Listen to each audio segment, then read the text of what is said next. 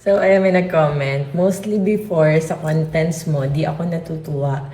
Pero habang pinapanood ko mga videos mo today, nakaka-happy lang na every stall sa food hub mo, supportado at hina-highlight mo. And yes, makikita nyo naman ang content ko ngayon, puro pagkain tuloy. So, ayan, ubus na yung, grabe, tingnan nyo guys.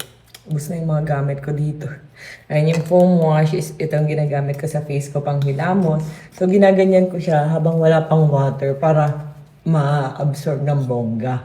Ayan, ganyan.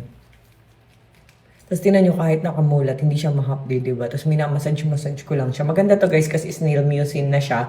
Tapos whitening HD5, goodbye pimples, dark spots, peklat. At pag napansin ko parang natutuyo, hinuhugasan ko na siya. So ayun nga, hina-highlight ko talaga sila. And sabi ko nga, yun yung benefit na nagre-renta sila sa akin. Kasi talagang i-highlight ko sila. Kasi syempre, mga investors natin sila, ganyan. Talagang kung wala sila, walang tamang food, di ba? Grabe nung minsan guys, sobrang dumi ng mga area namin dito. Maalikabok, ganyan. Ang dami kong pimples dito. Tapos ngayon wala na siya. Ubus na rin. Kailangan ko pang umorder online. Ayan, pati product ko ubos na. Ayan, Rosmar Conjic Acid Toner. So, ayan guys. Yes, sabi ko nga ako bahala sa promotion nila. Kailangan lang talaga nila magsipag, magbenta at sarapan ang tinda. Yun lang ang kailangan nilang gawin. Diba? And alam niyo, super ramdam ko kasi talaga sila dahil alam niyo naman na nasa Sampaloc days ko. So, ito tinda ako, diba? Lang kung ano-ano. Yan, todo tinda ko na kung ano-ano. And minsan, parang wala nang kinikita, ganyan. Lalo na pag ang mura ng paninda, gano'n. Kaya alam nyo, ramdam na ramdam ko sila. Parang gusto ko talaga silang supportahan.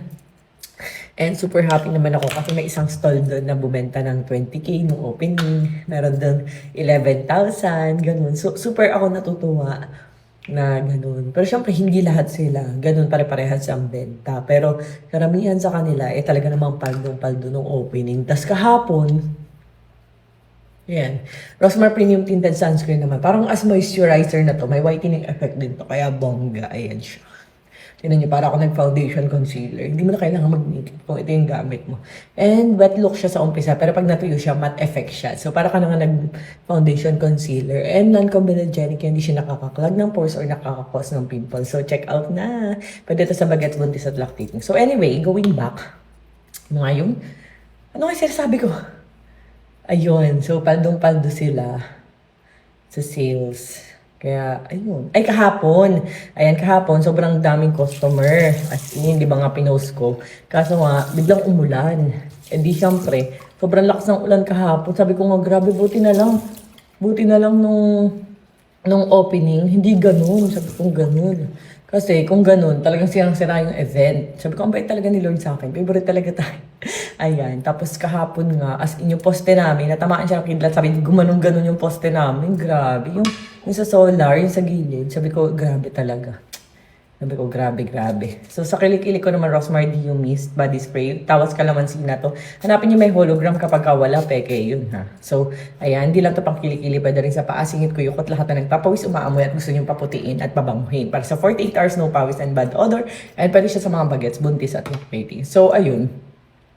Kahapon daming tao, tapos biglang ang umulan. Hindi syempre nagtakbuhan, ganun. So, pero part talaga siya ng ganyan. Kasi nga syempre, tag-ulan na, ganun. And yung mga tent, nagsaraduhan sila bigla no ano. Kasi nga nababasa yung mga paninda nila.